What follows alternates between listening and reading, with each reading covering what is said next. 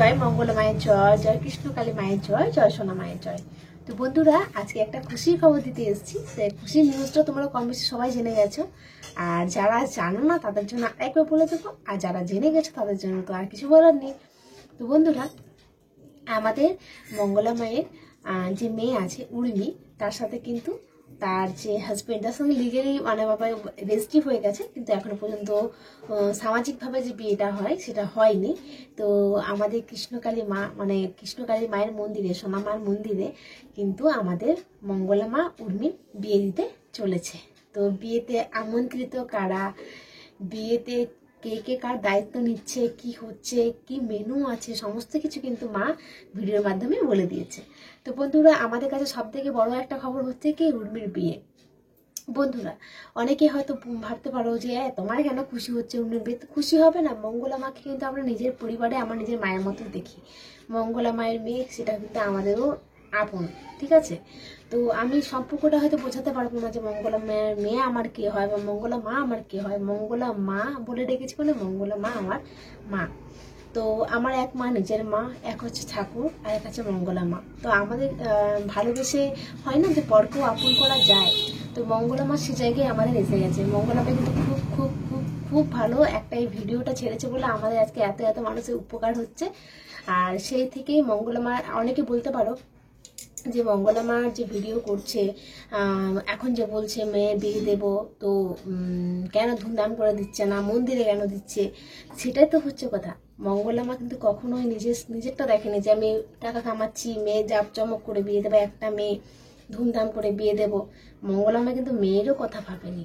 মঙ্গলা মা কিন্তু শুধু একটাই কথা ভেবেছে, একটা চেয়েছে যে আমার যাতে মায়ের মন্দির হয়, সেটাই কিন্তু বারে বারে মঙ্গলা মা চেয়েছে। আর সেটার জন্য কিন্তু নিজের বিয়েটাও কিন্তু মন্দিরেই দিচ্ছে, নিজের মেয়ের বিয়েটা। এটা কিন্তু একটা ভাবারই বিষয়। হয়তো যদি তোমাদের কোথায় ঠিক হতো, তোমরা যদি যেটা বলো যে মঙ্গলা মা লোভী, মঙ্গলা মা এত এত টাকা করছেন যে আখের গুছিয়ে নেওয়ার জন্য, এত এত জমি জায়গা কিনেছে। হ্যাঁ, একটা কথা, এক ভক্ত বাবা আমাকে বলেছিল যে আমি যখন ভিডিওটা ছেড়েছিলাম আমাকে লিখে, তুমি যে মায়ের হয়ে বলছো, তুমি জানো মায়ের কত জমি জায়গা কেনা আছে, মায়ের কত সম্পত্তি আছে? আমার একটা কথা বলার মতো, এখন কার সম্পত্তি নেই? এখন আমি যদি বলি আমারও কিছু সম্পত্তি আছে, তোমারও সম্পত্তি, সবাই নিজের ভালোটা অবশ্যই বুঝবে।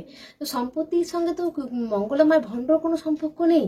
মঙ্গলা মা একটা বড় বড় মন্দিরে গিয়ে তোমরা দান করছো তো তো সেই দানগুলো যদি কখনো ওদের কোনো ব্লেম না দিতে পারো যে না আমি কৃষ্ণকালী আমি মন্দিরে দিচ্ছি, দক্ষিণেশ্বরের মন্দিরে দিচ্ছি, তো সেখানে কেউ আমাকে চায়নি, আমি স্বেচ্ছায় দিচ্ছি, ওই দানটা দান। কিন্তু মঙ্গলা মায়ের মন্দিরে দান দিলে সেটা হচ্ছে ভণ্ড, মানে মঙ্গলা মা দানটা চাইছে।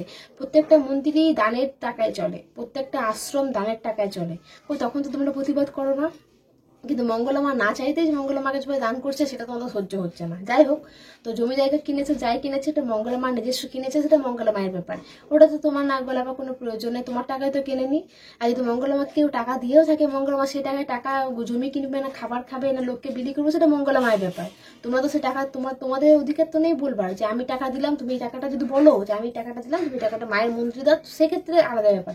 বা তুমি দান করে আসছো মাকে, তোমার দানের টাকাটা মঙ্গলা মা কি করবো সেটা তোমাদের নাক গলাবার দরকার নেই, তাই না?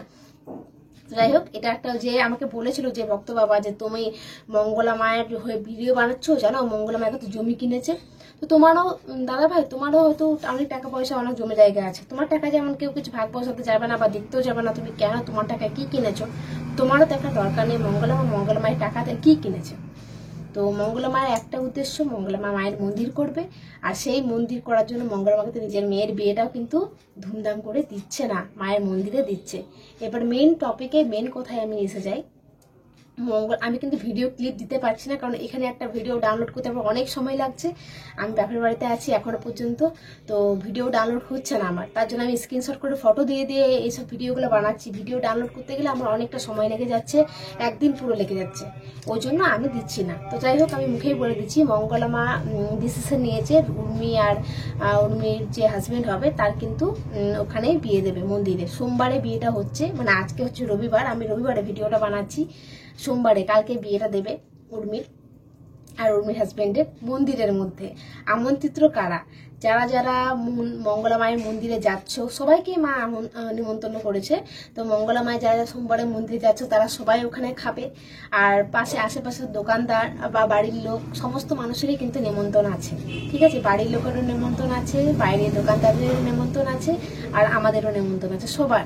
তো তোমরা যদি কেউ যাও মঙ্গলা মায়ের মন্দিরে সোমবারে, আজকে রবিবারে ভিডিওটা বানাচ্ছি, তো তোমরা কিন্তু অবশ্যই মায়ের মন্দিরে গিয়ে তোমরা উর্মির যে মানে মঙ্গলা মায়ের যে মেয়ে উর্মির বিয়ে ভোজ খেয়ে আসতে পারবে।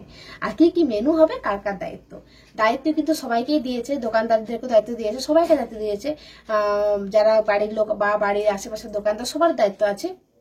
উর্মি বিয়েতে যারা নিজের মতন করে কিন্তু সবকিছু ম্যানেজ করতে পারে। আর কি মেনু করবে, মেনুটা দেখো, যেহেতু মায়ের মন্দিরে নিরামিষ হয়, মায়ের মন্দিরে কিন্তু কিছু হয় না, তার জন্য কিন্তু মা মেনু করেছে ভাত, রাইস করেছে, পনিরের তরকারি, মিষ্টি, চাটনি, পাঁপড় যেগুলো হয় সেগুলো আলাদা হবে, কিন্তু নিরামিষ মেনু। তোমরা কিন্তু তৃপ্তি ভরে মায়ের যতটা সামর্থ্য মাসে অনুযায়ী কিন্তু অনেক লোক করেছে। আর একটা কথা, একটা বিয়ের আয়োজন করতে গেলে কিন্তু অনেক খরচা হয়। দেখো মায়ের মন্দির সোমবারে কিন্তু লাখ লাখ মানে হাজার হাজার লোক আসে মায়ের মন্দিরে। সোমবার হোক, কোনো বারেই তারা মানে না, তারা মায়ের মন্দির যায়, মাকে দর্শন করার জন্য হলো যায়, কেউ ত্রিশূল ঠেকানো হলো যায়, ত্রিশূল যদি নাও ঠেকাতে যায় তাও কিন্তু মাকে দর্শন করার জন্য সোমবারে অনেক ভক্ত যায়। তো যদি সেই ভক্ত পরিমাণ 1000 হয়ে যায়, 2000 হয়ে যায়, তাহলে কিন্তু মাকে কিন্তু অনেক অনেক অনেক আয়োজন করতে হবে। তাহলে মা কিন্তু দুহাত ভরে মানুষকে খাওয়াচ্ছে। মায়ের লাইট খরচা না লাগুক, মায়ের মানে ফুলসজ্জা মানে যেটা ফুলের সাজ, গেট ফেট যেটা হয়, বিয়ের মেকআপ, সেসব না লাগুক, কিন্তু মায়ের কিন্তু যে এত এত ভক্ত, মা কিন্তু জানে না যে মায়ের কত মানে উর্মির বিয়েতে কত লোক হবে, সেই অনুযায়ী কত রান্না করতে হবে মাকে চিন্তা করো, তাই না? তো মায়ের কিন্তু খরচা হয়েই যাচ্ছে একদিক না একদিক থেকে। তাও কিন্তু মা ধুমধাম করে বিয়ে দেবে না, কারণ মা মন্দির করার জন্য টাকাগুলো রাখছে, তাই না?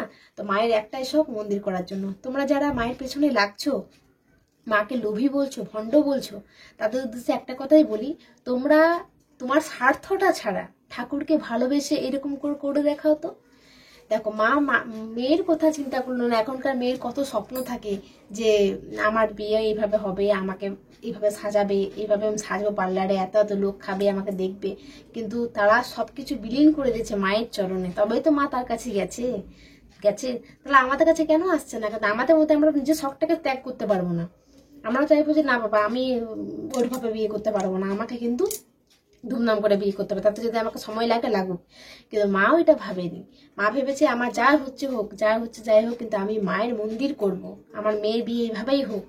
দিন রাত এক করে রান্না বান্না, কে করছে, কি খাচ্ছে না খাচ্ছে তার খবর না দেখে, ছোট্ট একটা গোপাল সন্তান তার খবর না রেখে কিন্তু সাত দিন সেবা করে যাচ্ছে আমাদের, যাচ্ছে না? এটা সেবাই বলে? না খেয়ে না দিয়ে গোলার অবস্থা খারাপ হয়ে গেছে, গোলার ভালো করে ভলিউমে কথা বলতে পারে না মা, কিন্তু তাও তো করে যাচ্ছে আমাদের সেবা। তাও মানুষকে তাকে শুনতে হচ্ছে সে ভণ্ড। আমাদের কিচ্ছু বলার নেই, দুনিয়াটা উচ্ছনে চলে গেছে, হিংসা, বাদাবাদি, মারামারি, কাটাকাটি, লুচানুচি, এসবগুলো ছাড়া কিচ্ছু চলছে না, কিচ্ছু না, কেউ কারো ভালো দেখতে পারে না। যাই হোক, তো উর্মির বিয়েতে আমরা খুব খুশি। তোমার কালকে বিয়ে উর্মি, খুব ভালো হ্যাপি লাইফ, খুব ভালো কাটাও তোমরা বিবাহিত জীবন। তোমরা বিয়ের পর কোথায় থাকবে আমি জানি না, মানে শ্বশুর বাড়ি চলে যাবে না বাপের বাড়িতে থাকবে তা আমি জানি না, কিন্তু যেখানে থাকো তোমরা ভালো করে সুখে সংসার করো তোমার হাজব্যান্ডকে নিয়ে। আর সবাই মায়ের মন্দিরে থেকো, মায়ের পাশে থেকো, বিয়েতে অনেক অনেক যেন কোনো বাধা না আসে। অনেক অনেক শুভকামনা রইলো তোমাদের জন্য। মেনু শুনে নিয়েছো, কে কে থাকবে আমন্ত্রিত, কে কে করবে, কি হবে, কবে বিয়ে, তা সব বলে দিলাম। ঠিক আছে বন্ধুরা, তো চলো বন্ধুরা, বেশি কিছু বলবো না, বড় ভিডিওটা হয়ে যাচ্ছে। বড় ভিডিও হয়ে গেলে আমার আপলোড হতে অনেক কষ্ট হচ্ছে বন্ধুরা, আর আর তার জন্য আমি আপাতত এখানেই স্টপ রাখছি। চলো বন্ধুরা, টাটা, ভালো থেকো, সুস্থ থেকো, সবাই সাবধান থেকো। জয় কৃষ্ণকালী মায়ের জয়, জয় মঙ্গলা মায়ের জয়, সোনা মায়ের জয়।